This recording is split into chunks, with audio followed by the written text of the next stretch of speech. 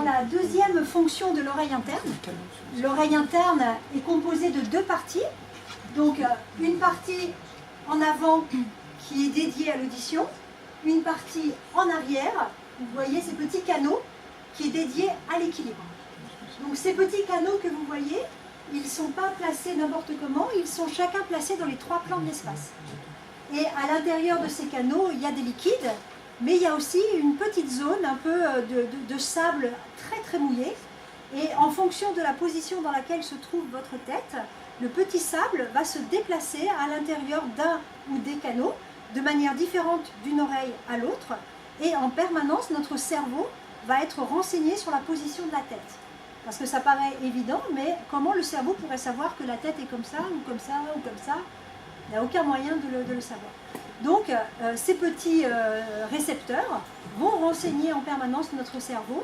Alors, ce n'est pas les seuls, l'œil est important, l'œil va aussi renseigner le cerveau. Et d'autre part, tous les récepteurs qui se trouvent dans nos muscles, dans nos articulations, vont aussi renseigner notre cerveau. Et ces trois informations, donc le petit sable, les petits cristaux dans l'oreille, les yeux, les récepteurs dans les articulations et dans les muscles, tout ça va dans le cervelet. Et le cervelet, c'est l'ordinateur de la posture. C'est lui qui va régler l'équilibre, qui va régler les mouvements, donc le fait qu'un mouvement soit précis ou pas précis. Et c'est lui qui va gérer toutes ces informations, les traiter et les donner au niveau du cerveau. Et bien quand un de ces canaux ne fonctionne pas, soit parce que vous avez un petit grain de sable qui s'est détaché et qui va aller se balader dans le canal sans les mouvements de la tête, ben il va donner des fausses informations au cerveau. C'est-à-dire qu'un canal est stimulé, le cerveau il pense que la tête est penchée. Donc il va redresser la tête.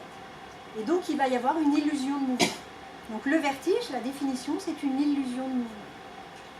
Et ça va dépendre de ce qui se passe au niveau des canaux.